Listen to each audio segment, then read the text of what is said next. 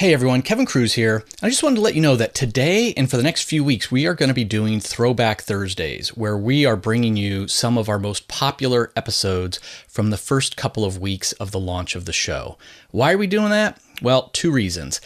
To be honest, I'm way behind on my book deadline, and it is very time-consuming and hard doing a podcast of the day. So I'm just trying to get caught up on some writing. But there's another reason that's really good, which is we've had so many listeners join us in the last couple of months.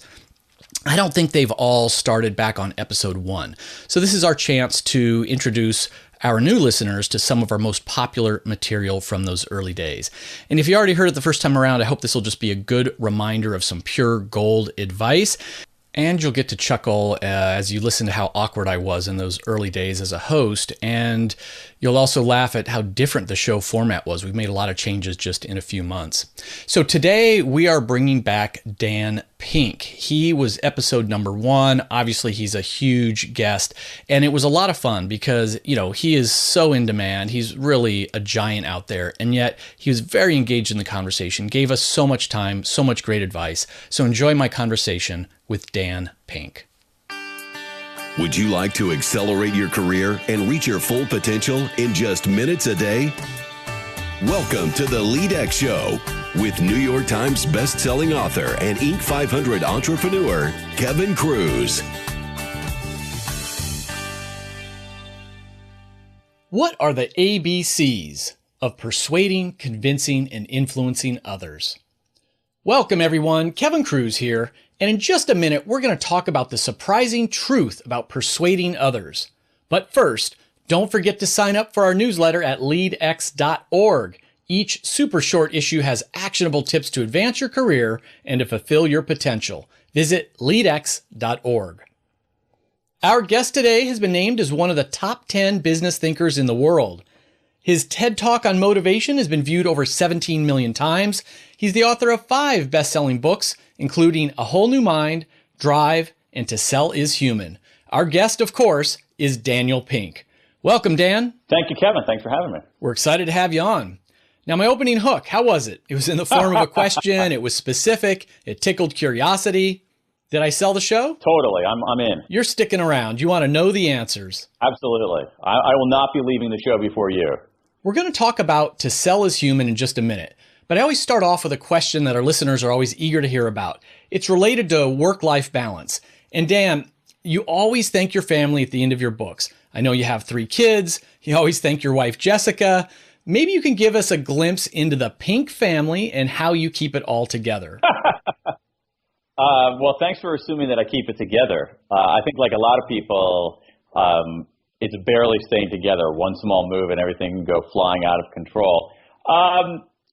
I have been self-employed for coming up on 20 years, 19 and a half years as we talk right now. And my oldest kid is 20. So my kids have no recollection of me having a real job. But it's still, so what we've done, so in earlier on in those first 20 years, I don't remember exact number, but 10 plus, I worked on the 3rd floor of our house. And that was okay. It wasn't great. It was, I think, a little too tightly connected between, work and family. Then we moved and I upgraded to a garage.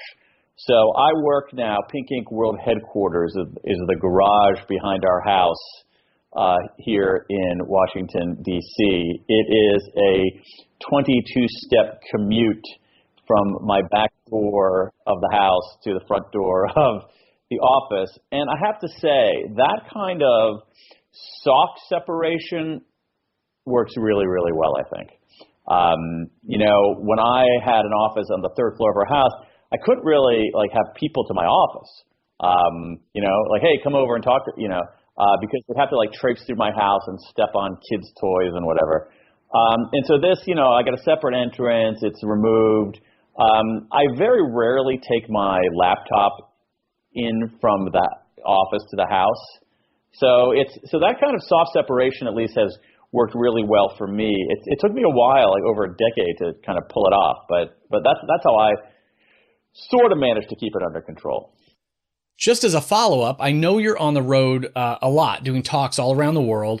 You've said you've got 3 kids, different ages. Yeah. Maybe it's easier now that they're older, but any tricks for keeping in touch with the family for the road warriors out there? That's a great question. I really think that things like Skype video and FaceTime have been really useful in that regard. I mean, it's obviously not a replacement for being with your family, but I find it better than a regular phone call. And so I think that helps a little bit. The other thing that helps is that, I do have to travel somewhat, but when I don't travel, I'm here, and so, literally my family can look out the back window and see whether I'm in my office. Literally my kids will come and, knock on the office door, the garage door, and, come in and say, hey, I'm working on this essay about such and such. Can I ask you a question? And, now, of course, we'll spring up to the whiteboard in the office. So, for road war, I think a lot of the challenge with road warriors is what are you doing when you're not on the road? And if you're on the road all the time and when you're not on the road, you're in some faraway office, I think it can be really, really hard on the family. So I don't think there's an easy solution in that regard too. I think that the best thing to do is have a very tolerant, supportive spouse. Yeah, that's got to be the number one key, I'm sure. Your most recent book is To Sell is Human, The Surprising Truth About Moving Others. LEADx listeners, I want to emphasize that this isn't a classic sales book. It's about moving others. We're all in sales. It's really a book about persuasion, which is a personal passion of mine. I don't know why, but it's a topic that's always fascinated me. We'll start at, I guess, answering the teaser that I kicked the podcast off with, Dan. You say the ABCs of selling's no longer about closing, which was what the old adage was, always be closing, but it's about something else. Tell us about that. Yeah, well, I'll give you the why before the what here. So, I think one of the most interesting things the most important thing that's happened in the world of persuasion, selling, whatever, is that most of what we know about sales, certainly, and persuasion, has come from a world of information asymmetry, where the seller always had more information than the buyer. And almost any kind of, we can talk about selling per se, any kind of sales transaction, the seller had more information than the buyer. It didn't matter whether you were some peasant selling a goat to somebody who wanted to buy your goat. You knew more about the goat than the person buying it. It didn't matter whether you were selling a car in B2B. There was information asymmetry in the sales relationship. However, in the last 10 years, so quickly that I think a lot of us really haven't quite understood how important it is, that information asymmetry has begun to shift, and it's something closer to information parity, where sellers and buyers are evenly matched. In the world of information asymmetry, always be closing, it might not be noble, but it's a pretty smart idea because the seller has an advantage. But the seller no longer has an advantage. And so the new ABCs, if you look at the social science on how to be persuasive in a world of information parity, the new ABCs are these 3 qualities that seem to be necessary to be persuasive on this remade landscape. They are A, attunement, get out of your own head into someone else's head. B, buoyancy, can you stay afloat in what one salesperson calls the ocean of rejection? And C is clarity. Can you go from accessing information to curating it? Can you go from solving existing problems to identifying hidden problems? And it turns out that those 3 qualities are really what are the make or break qualities if you're trying to persuade anybody in a meeting, in a sales call, to your boss, in this world where information is more fairly distributed. Yeah, that's interesting, Dan, and I'm glad you started us with the why. And I'd also like to just reinforce that point about information asymmetry. Many listeners will remember that I ran an HR software startup for about 5 years. And even though you would think that I had more information about the product I was selling, this HR software, doesn't really matter what it was, but what I found was the people I was selling to, they actually often had more information than I did, because not only did they have everything that I gave them about my own solution, they had all the information from our competitors, which of course I didn't see. And while I was wearing many different hats in an entrepreneurial role, they were VP of HR and they knew their own workflow obviously better than I could. They knew everything about their internal systems and I didn't. So I think it's a great point. There's some things out there that are purely transactional sales still. And I know even those that are that in this information age, the buyer just has as much information, if not more, than the seller. Yeah, I think it's a great example, and I think a lot of times when people who aren't in sales sometimes think of sales only as business to consumer, B2C, but a huge amount of sales is B2B, and the changes in B2B sales is phenomenal, as you're suggesting there. I mean, one of the most important things happening in B2B sales is that customers, prospects are coming into the sales process way later in the game, because they can accumulate and collect so much information on their own. And so I actually think that B2B sales has become essentially a form of management consulting rather than a sales job. So what you have to do what you had to do, I hate to put words in your mouth, although I'm about to, or thoughts in your head, but what people in the position that you're talking about, where you're making you have a piece of enterprise software and you're making sales calls on people inside of a company. You have to know their company, their industry inside and out. You have to say, this is why this particular product is going to make I understand your business and your industry. Here are some of the things that you need, and here's how my solution fits that. And it makes the sales process different. It makes the skills that you need very, very different. And as I said, I think in B2B sales, especially at the higher up you go, is now a form of management consulting rather than a form of selling. Absolutely. Taking this, we've gone B2C to B2B, and I'll even go up one more macro level. Okay. You talk about Reagan's famous question, Are you better off than you were 4 years ago? Mm-hmm. You're talking about the power of different types of pitches. And we just had a presidential election. You're in Washington, D.C. right now. You used to be a speechwriter for Al Gore.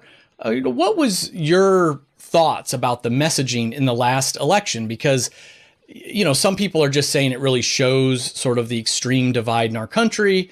But others, including notably Scott Adams, the Dilbert cartoonist, he's saying, Trump is a master persuader.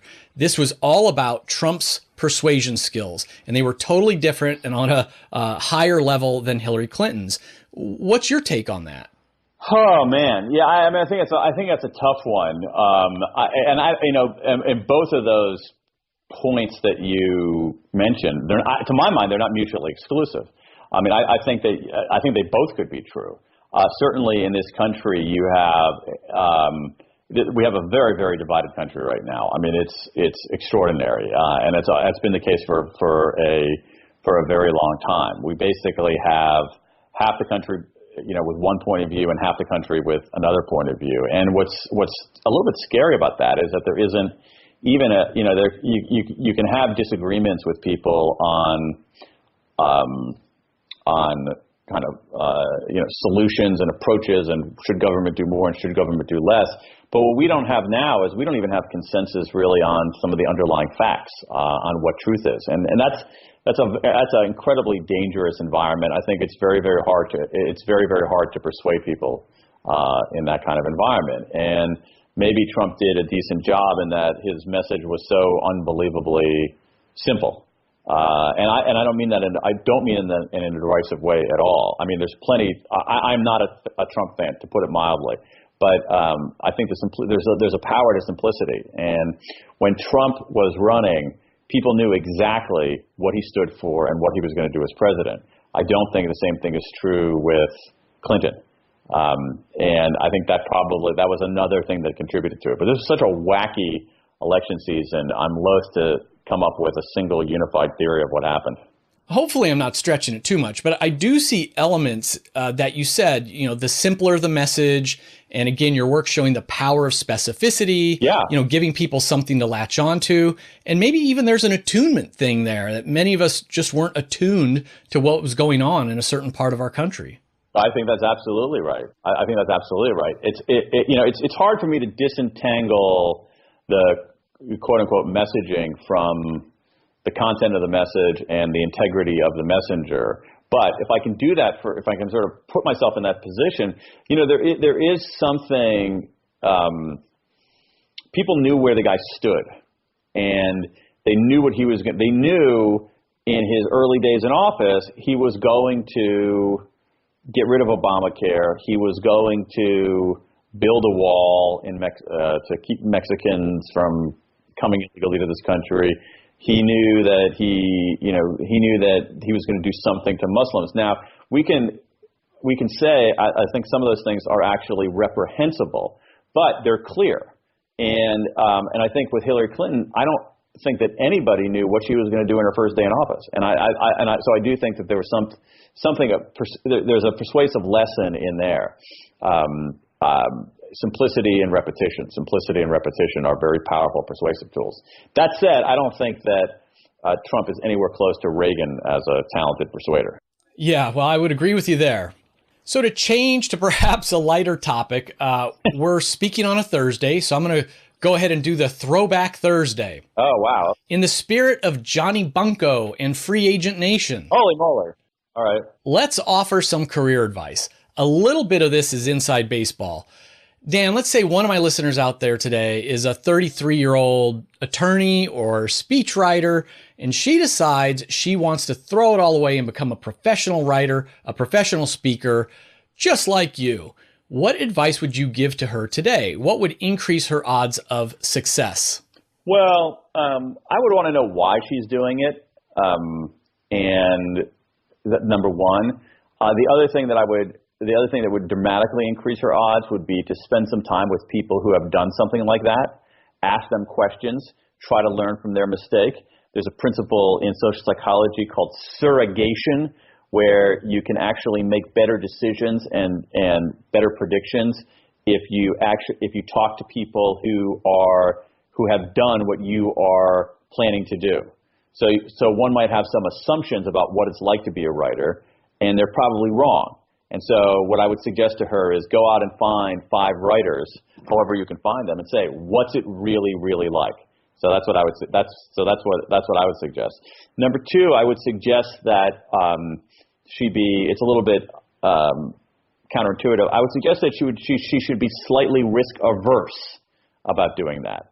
That is, she should try to hedge her bets on that. So one thing to do would be to maybe start writing, if you want to say very journalistic articles, newspaper, magazine articles for web publications. Maybe don't give up your day job, but do that on the side and see what it's like.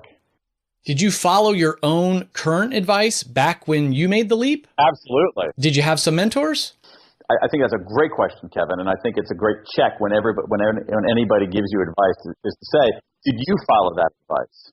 I mean, I really do. I think it's really important. And what I did is I didn't do a lot of the surrogation. I did a little bit of it, but I certainly did not make a big jump. In fact, mine was in some ways the opposite. The fact that I was spending so much time writing articles on the side while doing other jobs after literally 10 years was a hint to me that maybe what I was doing on the side should be what I was doing for real.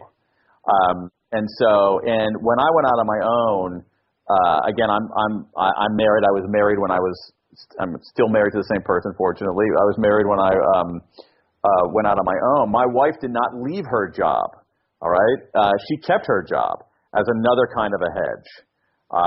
And I also, even though I knew that I wanted to write under my own byline, write my own stuff, because I had experience with a speechwriter, I did a little speech writing to bring some money in as another kind of hedge. And so for her, I would say, if you happen to be married, don't have your spouse give up their day job, because that's another way to hedge. The other thing is, maybe in your early days, if you're really committed to going out on your own, maybe what you should do is, definitely write what you want to write, but to bring some money in, maybe you want to spend, a fourth of your time, a fifth of your time, one day a week, doing a little bit of legal practice, helping out a client. So see what it's really like, and be a smart risk taker. Be a smart risk taker. Don't resist taking a risk. But most of the people who I know who made this work have not been wild and woolly risk takers. They've been strategic risk takers. Great. Hedge the risk. Yeah. When it comes to building your brand over time, I notice that you do something that I don't see too many other authors doing. You actually put your email address in the back of all your books. Yeah. So I'm curious, how much email do you get, and do you actually get a chance to respond to it all? Okay. So this is either a really good idea, Kevin, or a really bad idea. And depending on what day you talk to me, I'll give you a different answer. I do get a lot of email from readers, and it is extremely helpful. A lot of it is extremely helpful. And I actually try to answer every single piece of email. I don't always answer it, obviously, that day. I often will batch it. So I'll do, a batch of 35 or 40, that I keep in an email folder, every few days or so. But I try to answer it all. And I think that it is, even though, it might read on the outside, oh, my God, what a nice guy. He's putting his email address. He's either, he's either a nice guy or he's insane or he's full of it. He must not be real. But what people don't realize is no, it's actually, there's a lot of self-interest in that. So for instance, I'll give you a couple of examples of that. So I've had plenty of readers find, typos or drop words in a text. And we've gone back and fixed them in subsequent editions. That's pretty amazing, Crowdsourced editorial. I like that. Bingo. That's exactly what it is. That's exactly what it is.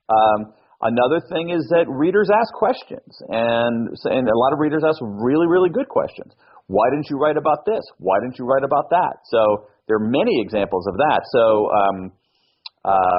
So for Drive, I actually had to keep the book at a reasonable length. I cut out, I won't get into the whole boring stuff here, but I cut out a few pages that had to do a little bit more with the history of psychology and some other figures in psychology who had ideas about motivation. I actually cut those thinking, no one really cares. They just want to get to the main point. And then I had readers come in and say, why didn't you mention Hertzberg? Why didn't you mention so-and-so?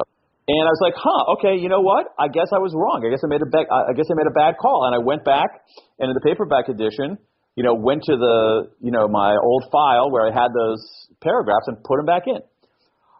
You have people who, one reason, so I wrote a book called Drive about the science of motivation. And one of the questions that I got, about Drive, literally from the first week. Literally from the first week. I don't think it was the first email that I got, but it was in the first week well, this is really interesting. You're saying that certain kinds of things don't motivate people to do great work. What about sales? What about sales commissions? And I was like, that's a freaking good question. What about sales commissions? And I started thinking about that and interviewing people about that. And that's one of the things that got me on the whole topic of sales. So reader emails helped me figure out the next topic. So there's, I really think that in the media world that we live in now, especially for writers, it has to be a conversation. It can't be this, with very few exceptions, it can't be this one way, here I am on the mountaintop preaching to all of you great unwashed readers in hopes of saving you. It doesn't work that way. I really think it has to be a conversation. And the great thing about that is that conversations are richer. People will tell you where you're wrong. People will tell you what mattered to them. People will tell you, in A Whole New Mind, for instance, one of the things that really surprised me early on in the book was, again, in the early days, I started hearing from educators. It wasn't a book for educators. It was a business book. And I started hearing from educators. And it's like, whoa, wait a second, this is really interesting. Maybe I should, write some other things about education because it seems like educators are interested in this in a way that surprised me. So I forgive the long answer, but it's, I really think that anybody who wants to do what, you and I do, you have to think of it as a conversation, not as I'm broadcasting my brilliant thoughts and you will sit there and passively listen to them. No, I appreciate you spending as much time on it as you did. I talk a lot about the power of intimate attention. And even though we have all this social media, most social media isn't very social. Everybody's broadcasting. Exactly. To actually receive a reply to an individual email or to take that question and answer in a video or something, there's an intimacy there that I think hopefully it's helping someone and making an honest connection. Yeah. And then, as you said, there's a lot of self-interest. It's a great way to build a brand. I think it's one of those things where it is both the right thing to do and it's good business. I really do. And so, on the right thing to do part, I've got, there are people out there who have spent, let's say just for a paperback book, one of my books, they spent, I don't know, $12 and 7 hours of their time on something that I did. Okay, I can give them 3 or 4 minutes. I mean, that's the right thing to do. Second of all, it's just good business because, someone who asks me a question and gets an email back, someone who has bought one of my books is about, 350 times more likely to buy the next one than someone who hasn't. Someone who has bought one of my books, sent me an email and received a reply is about 3,000 times more likely to buy a book than somebody else. So it's one of those things where, somewhat rare in life, where smart business and being a good person, I think, are really converge. You're talking about the book business, and the next topic, I happen to actually see an announcement on Publishers Marketplace about your next book. Are you in a position where you can announce what it is yet? I mean, it's out there. I mean, I'm writing a book about timing. We all say that, everybody says timing is everything. But a lot of our timing decisions are a lot of what I call our when decisions. When should you fire somebody? When should you quit a job? When should you go out on your own, as you were asking before? We tend to think that's much more of an art, intuition. And there's actually a rich science on timing that you can use to make better decisions. So I'm talking about everything from like when during a day should you exercise? When during your day should you do kind of careful heads down work? When during a day should you do your creative work? Why should you never, ever, if you can avoid it, go into a hospital in an afternoon? Why do kids who, in standardized tests do worse when they take the test in the afternoon than in the morning? All right. How is that distorting our? Why do school days for high school kids? Why do school days start so early? What happens at the midpoint of things? Why do sometimes midpoints bum us out, and why do sometimes midpoints fire us up so that NBA teams that are down by 1 at halftime are actually more likely to win than teams that are up by 1? How do beginnings affect us? How do midpoints end us? How do endings affect us? How do we synchronize our action in time? Why does thinking about the past make us behave one way, thinking about the future makes us behave another way? So a whole deep dive, and right now a very messy dive, into the science of timing and how you can use it to live better and work smarter. I love that. Listeners, notice how Dan just stacked all these curiosity questions, one after another, to entice us. We cannot wait for this book. I'm very excited by that. Dan, before I go, I like to challenge our listeners to get 1% better every day. Okay. Is there some kind of activity or exercise that you want to ask them to do today? Sure. I mean, I love stuff like that, and I'm totally with you, Kevin, on the theory of the case there. That like getting small. I'm just a huge believer in small steps and steady progress rather than these giant leaps. I just don't think giant leaps happen all that much. And so I just totally endorse your underlying theory. There are all kinds of things. I'll tell you 2 of my very favorites. Or you asked for 1, I'll give you 2. Two of my very favorites. One of them is what I didn't come up with any of these. One of them is something called the MIT. All right, the MIT, the most important task. All right, and so what I do is I have in my office here. We're not on video, so you can't see me actually pointing at it, but I'll point at it anyway just because I have a little whiteboard here, and I always write down each morning, what's my MIT? What's the most important task that I have to do that day? I write it up there and make sure I do that before I do anything else. Okay? No checking email, no doing this, everything, because it's easy to feel busy but not effective. And, you're more likely to... 10 years from now, you're much more likely to be proud of what you initiated rather than what you responded to. And so by putting that MIT up on the board every day, I look at that and say, you know what? I'm not going to reply to that email yet because I haven't hit my MIT. That's one thing. The second thing is from David Allen, the founder of Getting Things Done. I'm a big Getting Things Done devotee. And what David has recommended, and I love, is something called the 2-minute rule, which is that if you can get something done in 2 minutes, do it now.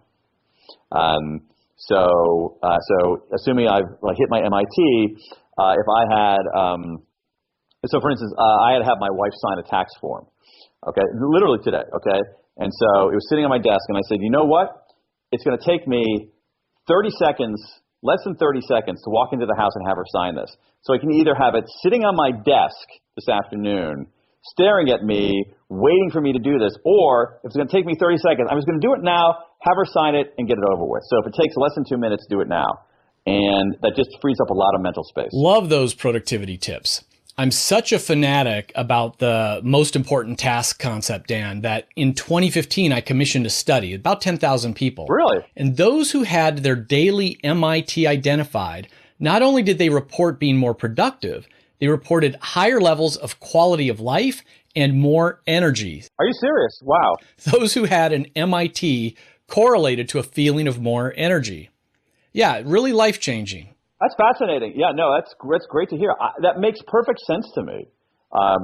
It just makes perfect sense to me because I know the days. This is always a struggle, at least for me, and I think it's a struggle for a lot of writers because writing is really freaking hard. And even if you've been doing it for a long time, every single day, at least for me, is hard. And there are all these kinds of things that in the short term are easier than writing, that give the illusion of getting stuff done. Answering email, putting up a few tweets, filling out some tax forms, ba-ba-da-ba-ba-dee-ba. And yet, when the days when I beat the resistance, to use Stephen Pressfield's wonderful phrase, all right? The days when I basically give the finger to the resistance and keep it outside of my door, I feel more energetic myself. I feel higher levels of subjective well-being. I can go back and enjoy things with my family. I'm less stressed out. And so I think it's a great, you and I can be the two-person hallelujah chorus for the MIT. Hallelujah. Dan, what's the best way our listeners can keep track of all that you're doing and find out when your next book is out? You can go to danpink.com, danpink.com. I've got a bunch of resources and things that people can use, videos and a couple of good PDFs on tools and tips, so they can check that out. And then I also have an email newsletter. It's another great way to stay in contact with people. Great. All right, friends, you've just been mentored by none other than Dan Pink. You get all the links and show notes from this interview over at leadx.org. Before you go, if you've gotten even one new idea from this show, Dan dropped so many value bombs, I'm sure you got at least one. Take a minute and just leave a 1 or 2 sentence review over on iTunes or Stitcher, because the more reviews a podcast gets, the more likely it is that iTunes will show it off to other people. Until next time, remember, leadership is not about authority. You don't need a title to lead. Leadership is influence. We are all leaders whether we want to be or not. The question is, what kind of leader will you be?